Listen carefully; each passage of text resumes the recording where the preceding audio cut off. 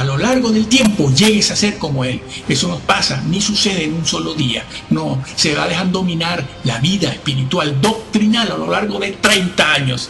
Sí, y cuando llega a faltarte la testosterona, como está pasando con todas estas vacas sagradas que superan los 55, 60, ya no creen ni al infierno.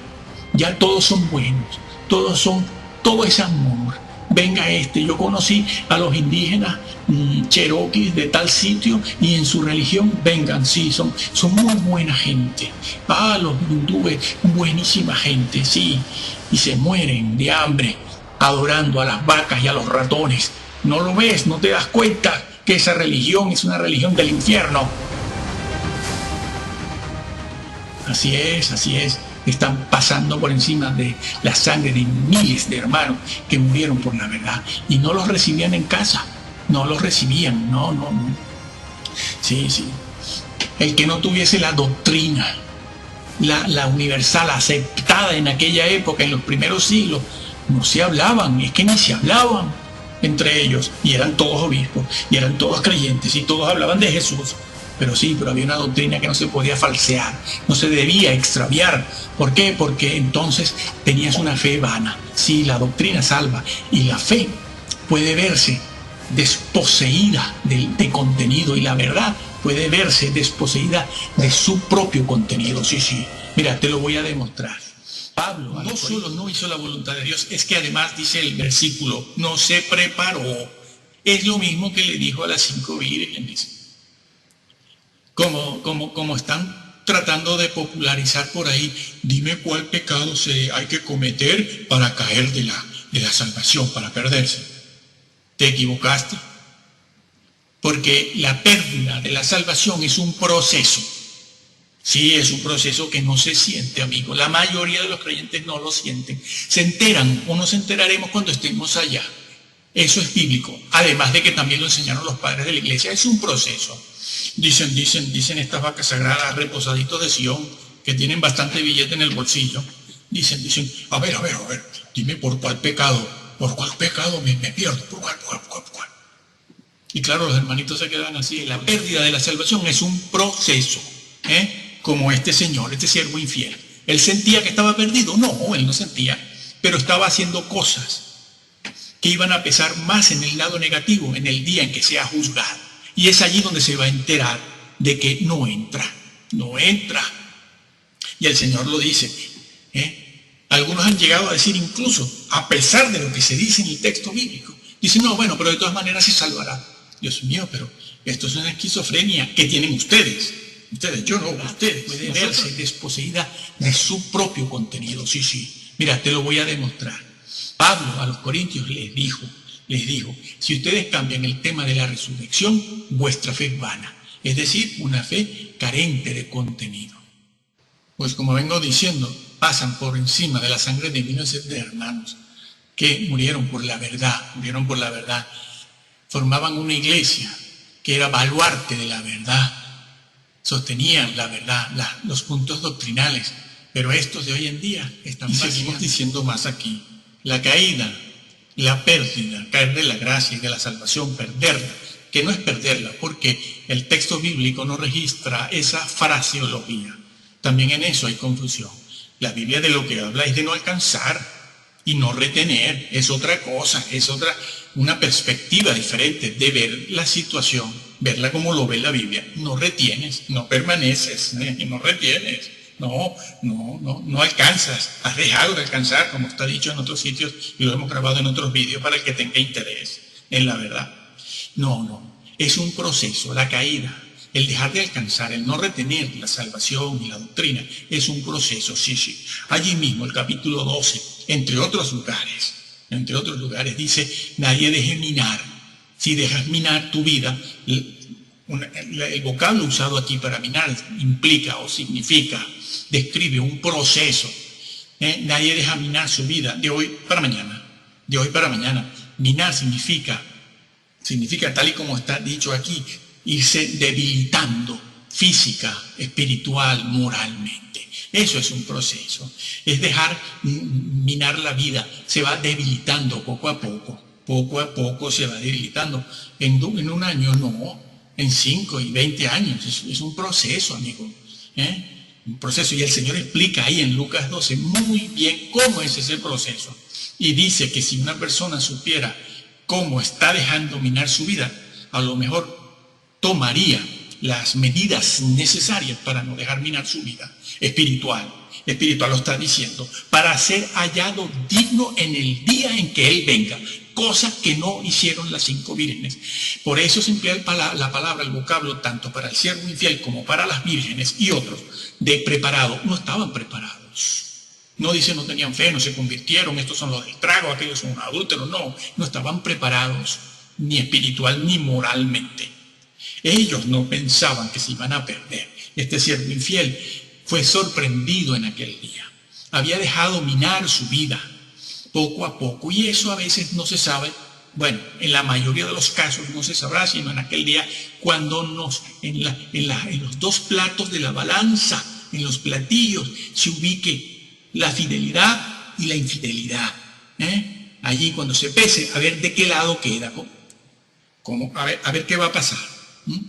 Por eso hay maestros que construyen con oro, hay maestros que construyen con madera, y los hay que destruyen. También se pierden, no entran. Ya Calvino y Arminio habrán dicho lo que quieran, pero esto es lo que dice aquí. Sí. Las 5 vírgenes estaban esperando al Señor. No se dice que ellas sentían que se habían perdido la salvación. No, ellas estaban muy confiadas. Cuando lo supieron, en aquel día del juicio, cuando el Señor vino, lo supieron. No vivían con esa angustia que dicen, ay, dime por cuál pecado, me salvo hoy, me pierdo mañana, después me vuelvo a salvar, me vuelvo a perder. No. Estos son los ejemplos que están en la Biblia. Y así es, un proceso, poco a poco. Que sí. Los que llegaron allí a la presencia del Señor, esgrimiendo aquella hoja de servicio, predicaban, profetizaban, hacían milagros, se exorcizaban, se llevaron su sorpresa allí. Ellos no sentían que estaban perdidos, pero el Señor se los dijo de manera clara. ¿Cuál era el problema de ellos? Apartaos de mí, hacedores de maldad. Maldad, sí, pero yo no soy malo. No, espérate un momento.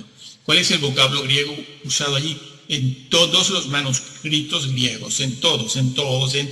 Incluso los manuscritos griegos arrianos.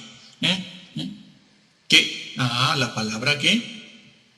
Sin ley. Hacedores sin ley. Búscatelo en el griego. Eso es lo que el Señor les está diciendo.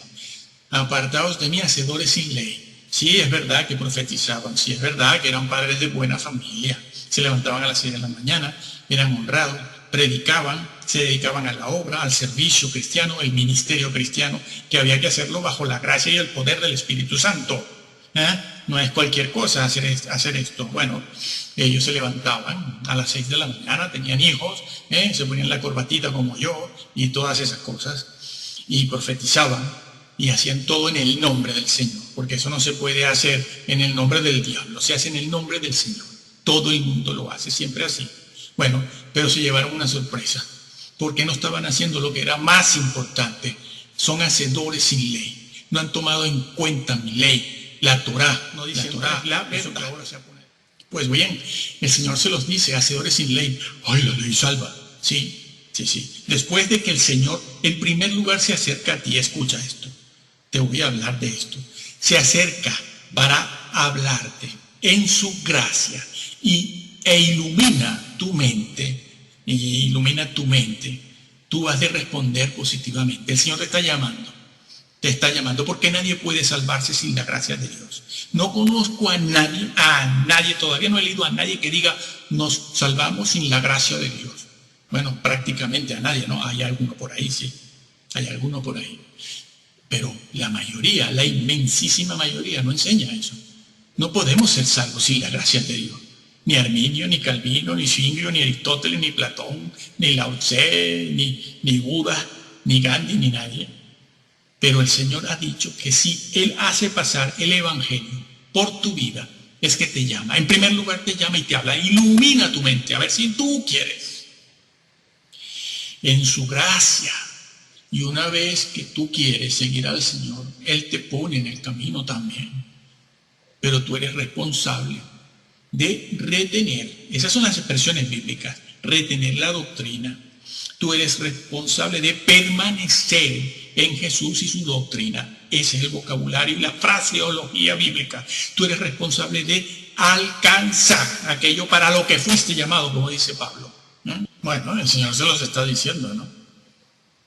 ¿Y a qué ley se refiere? Tú eres responsable, entonces, de serle fiel al Señor. ¿Cómo? Viviendo según lo que Él ha pedido. En su doctrina, en primer lugar, como dijimos antes. Y también viviendo en su ley. Claro, ¿cuál ley? Pues la que acaba de mencionar en el Sermón del Monte. El Sermón del Monte no es más que el decálogo. El decálogo explicadito, bien explicado. No lo quiere nadie, porque ahí todo el mundo se ve descubierto en todo. Dicen, han llegado a decir, no, bueno, el decálogo, eso debe ser, el Sermón del Monte, que contiene el decálogo bien explicadito, eso debe ser para los judíos, no sé, o para los curas, lo de siempre, ¿no?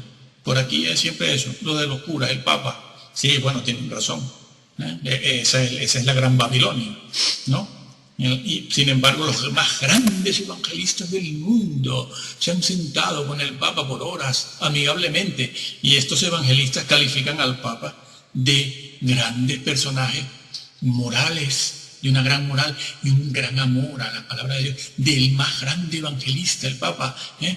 Ese Papa del cual se dijo eso, este evangélico que dijo esto, allí sentado en Roma, en el Vaticano, estaba defendiendo a uno de los más grandes pedófilos, protege a los pedófilos, a la pedofilia vaticana, la protegía, ya se murió. Ya, estos han venido a querer tapar el sol con un dedo, dicen, bueno, vamos a hacer algo, alguna cosita, estamos corrigiendo el problema, sí, un problema que tiene 20 siglos, casi, lo están corrigiendo, sí, ya mismo, ya. Así claro, que para la galería, muchos casos más. La salvación se deja de alcanzar a través de un proceso. ¿Cómo? Como esto que les dije antes de los mormones. Quitándole a la verdad su contenido. Se han acercado a los eventos sociales. Se han acercado, se han metido, se han inmiscuido en la sociedad, en la cultura. Se han metido en todas esas cosas. Y claro, la popularidad, ¿no? La popularidad, la aceptación social, las felicitaciones, toda esa aprobación eclesial, nos aprueban a los pastores, uy, qué pastor, qué gran verdad y tal. Y todo eso va minando nuestra vida, nuestro discernimiento. Y no podemos distinguir entre lo sagrado y lo profano, ¿no? Y terminamos haciendo eso, perdiendo el discernimiento, y no se puede discernir entre lo verdadero y lo falso. Y la doctrina la vamos pisoteando. Vamos negando las verdades diferentes, doctrinales que hay en la palabra de Dios, y no hacemos la separación necesaria entre el verdadero creyente, la Biblia, y Roma, entre la Biblia y Gandhi, entre la Biblia y Lao Tse, y entre la Biblia y el Dalai Lama, entre la Biblia y los mormones norteamericanos, ¿no? Con su papa mormón. No hacemos diferencia, ¿no?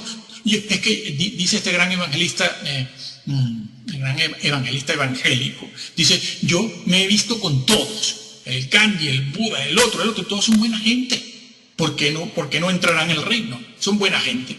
Has pisoteado y pasado por encima de la sangre de miles de hermanos que han muerto por la verdad, que han hecho distinción, que han hecho una separación entre la doctrina, entre el Señor y el mundo, y las diferentes religiones del mundo. Han establecido una pared de separación, tal y como lo dijo el Señor y tal y como lo hizo la iglesia primitiva, hasta tal punto que uno de los escritores del Nuevo Testamento dice, si esta persona, incluso hermano en la fe, dice allí, la segunda de Juan, si mal no recuerdo, dice, si este hermano no trae la doctrina del Padre y del Hijo, no lo recibas en tu casa, no porque te haces partícipe de su extravío, de sus mentiras, de sus falsedades, y Satanás se aprovecha para que tú, a lo largo del tiempo, llegues a ser como él. Eso no pasa, ni sucede en un solo día. No, se va a dejar dominar la vida espiritual, doctrinal, a lo largo de 30 años.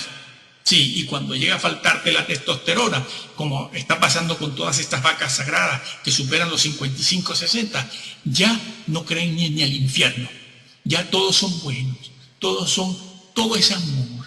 Venga yo conocí a los indígenas cherokees de tal sitio y en su religión, el que no tuviese la doctrina la universal, aceptada en aquella época, en los primeros siglos, no se hablaban, es que ni se hablaban entre ellos, y eran todos obispos, y eran todos creyentes, y todos hablaban de Jesús. Pero sí, pero había una doctrina que no se podía falsear, no se debía extraviar. ¿Por qué? Porque entonces tenías una fe vana. Sí, la doctrina salva, y la fe puede verse desposeída de contenido, y la verdad puede verse desposeída de su propio contenido. Sí, sí. Mira, te lo voy a demostrar.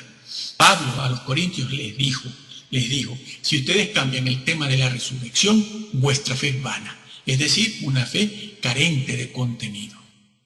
Pues como vengo diciendo, pasan por encima de la sangre de millones de hermanos que murieron por la verdad, formaban una iglesia que era baluarte de la verdad, sostenían la verdad, los puntos doctrinales, pero estos de hoy en día están vaciando la verdad de su contenido, la fe de su contenido. Le decía el apóstol Pablo, si no entienden, si cambian el tema de la resurrección tal y como se los he explicado, vuestra fe es vana.